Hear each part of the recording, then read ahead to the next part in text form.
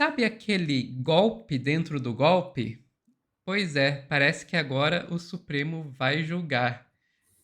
Eita, que isso vai ser divertido. Vamos perguntar como é que tá essa história para o Pedro Zambarda aqui no Plantão do Meteoro.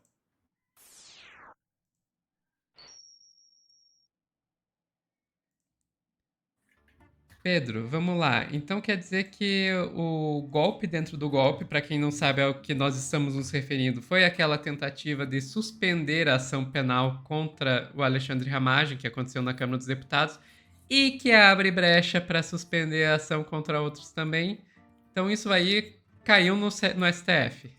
Caiu no STF, já tem maioria aí para efetivamente essa pataquada não andar, Sofia. E a gente tá fazendo um sextou aí de boas notícias, né? Maioria para condenar Zambelli, maioria para tirar o golpe dentro do golpe. Reportagem do UOL da Ana Paula Bimbati, Lucas Lucena e Matheus Coutinho. Supremo Tribunal Federal tem maioria para derrubar a manobra para suspensão de ação contra ramagem. Vamos trazer aqui as informações. Maioria da primeira turma do Supremo Tribunal Federal votou por derrubar a decisão da Câmara dos Deputados, que suspende a ação penal contra o deputado federal Alexandre Ramagem por tentativa de golpe de Estado. O que aconteceu? Moraes, Zanin e Fux, tá? O mesmo Fux que estava sendo divergente votou junto. Foram favoráveis à derrubada da manobra. Cristiano Zanin concordou com o relator do caso, Alexandre de Moraes. Eles vão no sentido contrário do entendimento dos deputados, que aprovaram nesta semana a resolução que beneficia a ramagem. Os ministros do Supremo votaram para prosseguir a ação penal contra o deputado federal e suspender o andamento do caso relativo a apenas 2 crimes: dano qualificado e deteriorização contra o patrimônio da União. Flávio Dino acompanhou o relator com ressalvas. Para ele, o uso do artigo da Constituição é ainda mais restrito. O artigo 53, parágrafo 3º da Constituição Federal não atribui às casas legislativas a competência para decidir em caráter terminativo pela sustação da ação penal. Isso porque está em causa processo judicial que, sendo certo nessa conjuntura, a decisão final constitui ato típico e exclusivo do órgão competente do Poder Judiciário. A deliberação do Poder Legislativo não é imune ao controle jurisdicional. O voto de Fux entrou e saiu do sistema durante a tarde. O plenário virtual contabilizou o ministro como acompanhante do relator, mas depois ele saiu da lista. Agora o voto dele foi oficializado no site. Com isso, o placar está 4-0. Carmen Lúcia tem até a próxima terça para apresentar o seu voto no plenário virtual. Até lá, os ministros também podem mudar de opinião. Só então será proclamado o resultado final. Na Câmara, o tema foi aprovado com folga, 315 votos favoráveis pela suspeição e 143 contrários. O pedido foi apresentado pelo PL, partido de Jair Bolsonaro, com o argumento de que a lei proíbe as investigações contra parlamentares após a diplomação. Uma palhaçada isso aqui, tá, Sofia? Foi um absurdo que, felizmente, o Supremo já está derrubando. Já também estão surgindo especulações por que o Hugo Mota levou em consideração esse golpe dentro do golpe.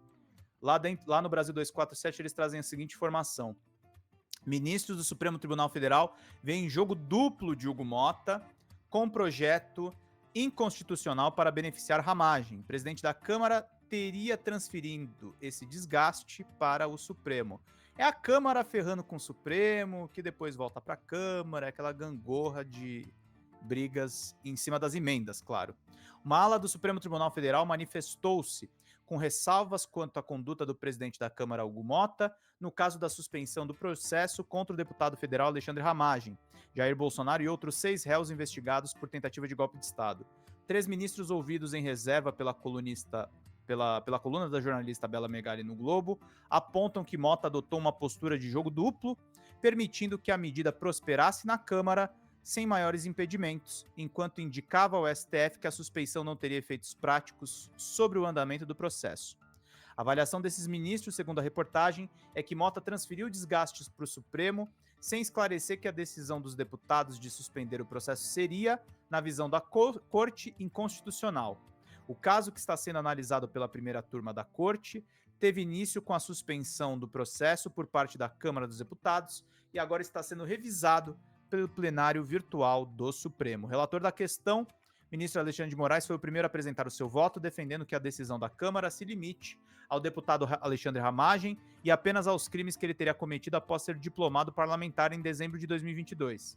Moraes argumentou que a suspensão deveria se aplicar exclusivamente aos crimes de deteriorização do patrimônio tombado e dano qualificado por violência e grave ameaça contra patrimônio da União.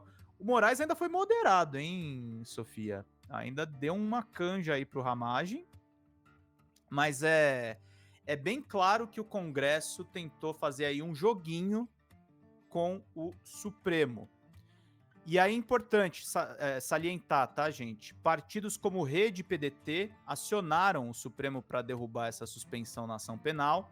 A decisão da Câmara dos Deputados beneficia, e aí tem a CNN explicando aqui. Os partidos Rede de Sustentabilidade e PDT acionaram o Supremo nesta quinta para pedir a inconstitucionalidade da decisão da Câmara dos Deputados, no inquérito que apura a tentativa de golpe de Estado. A decisão na Câmara, aprovada pelos deputados, também abre brecha para beneficiar o ex-presidente Jair Bolsonaro.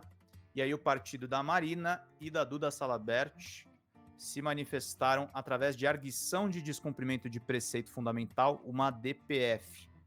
Quem explica isso, além da Rebeca Borges, na CNN Brasil, é o jornalista, o Pedro Venceslau, lá da CNN, que eu quero trazer o corte dele. E aí queria te ouvir também um pouco sobre isso, Sofia. Vamos ouvir um pouquinho. Traz um pouco mais de apuração sobre esse assunto. Os partidos Rede Sustentabilidade e o PDT acionaram o Supremo para pedir a inconstitucionalidade dessa decisão da Câmara, que acabou por suspender a ação penal contra a Ramagem. Para esses partidos, Pedro, a decisão da Câmara abre brechas para paralisar o processo inteiro sobre a trama golpista? Bom, esse é o argumento da peça que foi enviada ao Supremo Tribunal Federal. Essa é a leitura desses dois partidos, mas eu conversei com 2 juristas e também com fontes do Supremo Tribunal Federal que avaliam que essa estratégia é um tiro no pé. Por que um tiro no pé? Porque a partir do momento que você pede a suspensão de toda a ação penal, esse caso vai chegar no Supremo Tribunal Federal, então vai ser designado um novo relator que pode pedir a suspensão de todo o caso. Ou seja, isso pode criar um problema maior, pode acabar procrastinando todo esse processo no Supremo Tribunal Federal. O próprio Supremo já está tomando as providências necessárias para separar ali o que é a atuação do Ramagem enquanto, depois que ele foi diplomado deputado federal, daquela atuação antes dele ser tornado deputado federal, quer dizer, diplomado deputado federal, como estava explicando a Luísa. Ou seja, a atuação dele na chamada BIM paralela, ela coloca ele dentro do núcleo que conspirou para dar um golpe de Estado na visão da Polícia Federal. Então ele estava na articulação do golpe de Estado, então ele pode ser implicado em abolição violenta do Estado Democrático de Direito, em golpe de Estado, em organização criminosa. Ele só se livraria das acusações de dano qualificado e de depredação, porque quando isso aconteceu, no 8 de janeiro, ele já era deputado federal. O próprio Supremo vai tomar as decisões que vão decidir, vão colocar se o caso é inconstitucional ou não. Então, essa decisão acaba misturando, jogando ali para o plenário algo que pode ser decidido na primeira turma. Então, pode ser que isso acabe beneficiando a própria oposição. Teve uma fonte que me disse, inclusive, que os partidos de oposição podem ter mordido uma isca, os partidos governistas ali podem ter mordido uma isca ao ter apelado para o Supremo Tribunal Federal para tentar reverter o quadro como um todo. Então, Sofia, assim, ninguém caiu nisso aí, né? Na verdade, o Supremo vai agora atuar no sentido de separar o que cada um fez antes de ser diplomado deputado agora e antes, só que os crimes do Ramagem estão antes. Então não faz diferença. Os crimes mais pesados. No máximo pode ter uma procrastinação de algumas penas dele. Isso não afeta o Bolsonaro em nada. Não muda a situação do Bolsonaro. Então o processo dele vai tramitar normalmente. E assim, os deputados podem continuar empurrando PL da anistia, aquele Alessandro Vieira também empurrando um projeto totalmente absurdo para supostamente acabar com a polarização política. Não vai ter anistia. Não vai ter anistia. E não pode ter anistia, senão o Supremo sai desmoralizado dessa história. Eles estão puxando até o Fux para votar junto com eles. Então eu acho que é isso. Foi uma pataquada, mas é bom pra gente ficar atento porque os caras não vão parar e aparentemente o Centrão tá compondo com o bolsonarismo. Você tá mutada só, não tô te ouvindo. Tá, o Centrão ele vai ficar com quem quer que seja melhor pra eles. A verdade é essa. O Centrão ele não é de direita, não é de esquerda, não é de nada, é do Centrão, é do dinheiro, exato. E a gente sabe que, assim, o Bolsonaro abriu o cofre pro Centrão, entregou a chave do cofre pro Centrão através lá do orçamento secreto, e qualquer mínimo, coisinha mínima que o governo, o Lula, faça para tentar conter um pouco essa sangria já é o suficiente para jogar o Centrão no colo do Bolsonaro. Então, não é surpresa isso aí, não. Com relação ao STF segurar isso, cara, isso é uma vitória para os bolsonaristas de um jeito ou de outro. Se isso passasse pelo STF, ia ser uma grande vitória para os bolsonaristas. Isso não passando pelo STF, ainda é uma pequena vitória para os bolsonaristas, porque isso ajuda a narrativa deles, de que, olha, como o STF é autoritário, ditadura da toga, pipipi, popopó. Sendo que, na verdade, quem está se intrometendo no outro poder são eles. Isso aí foi basicamente o legislativo querendo fazer o papel de judiciário. Uhum. O legislativo querendo julgar. Gente, não É é o papel. legislativo dando um golpe, tá, gente? É importante dizer, isso é um golpe. É um Não golpe. é atribuição deles. É um Não é. golpe como eles fazem com as emendas também. O legislativo não tinha que decidir orçamento, gente. Uhum. Mas Isso é bem, papel do executivo. É papel do executivo. Então, eu acho muito engraçado como se cria toda essa narrativa de ai meu Deus, ditadura do judiciário. Quando, na verdade, o que a gente está mais próximo aqui é de ter uma ditadura do legislativo. O sim, legislativo legislando, executando e julgando. É isso que eles querem fazer. isso. É o cerne, gente. Você vê como a história se conecta. Por que que deram um golpe na Dilma? Por causa só do ódio ao PT? Não, o ódio ao PT foi um argumento. Foi para fazer isso aí mesmo. Foi para tornar o Congresso totalmente disfuncional, para alimentar as diversas formas de corrupção que existem na República. Parabéns aí a quem apoiou a Lava Jato, Mensalão. Vocês apoiaram operações anticorrupção de mentirinha. Porque foi para apoiar isso aí, no final das contas. É para apoiar o Hugo Mota, é para apoiar o Eduardo Cunha, é para apoiar. Aliás, esquecem dele, mas ele foi tão nefasto quanto acabou com as nossas aposentadorias. O Rodrigo Maia. Então foi para isso mesmo, tá, gente? Para privatizar o poder público, para encher as burras desses congressistas de dinheiro e para transformar a República Brasileira numa piada. E ainda fica o Estadão defendendo o parlamentarismo. Cara, essa história do parlamentarismo é uma que eu juro que eu não entendo. Sim. É o único momento que eu tenho vontade, mas ele tem abandonado essa história, que eu tenho vontade de agredir o Reinaldo Azevedo, que às vezes ele apoia.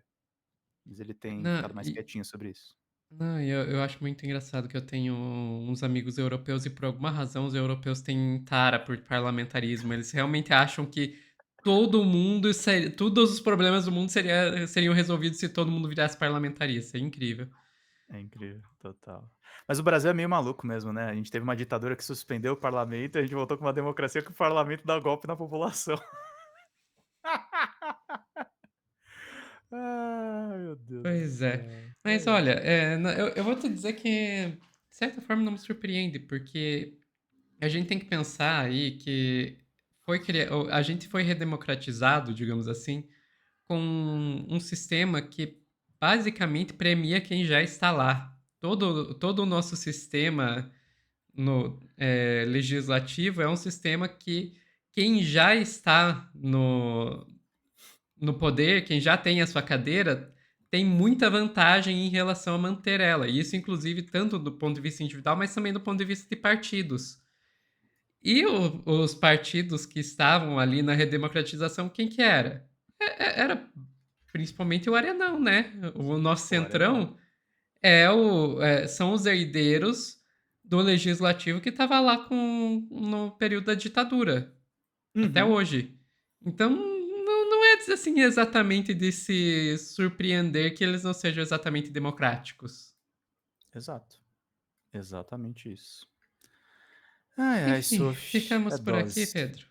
Ficamos por aqui, ah, torcendo para que o Supremo seja uma barra de contenção, mas eu tenho minhas dúvidas. Até quando ele consegue conter. Uhum. Pessoal que tá assistindo ao vivo, não sai daqui, a gente já volta a dar um tchauzinho.